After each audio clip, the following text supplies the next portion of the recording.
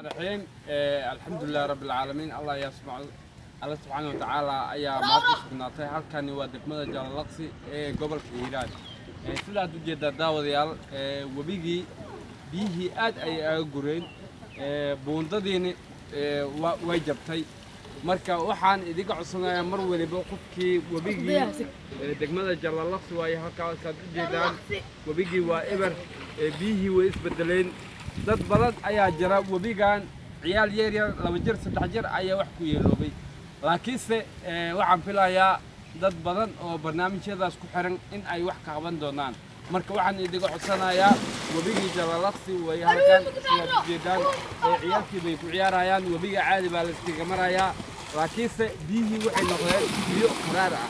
aan waxba taraynin marka daawadayaal إن شاء الله بإذن الله دقمة جاللاقسي أما هي جاللاقسي عد أمقنا مالها عالنا وموقتنا ما في ضرب معنا يا حد حد ضوء دخل ضوء دخل أبكي هذا حمود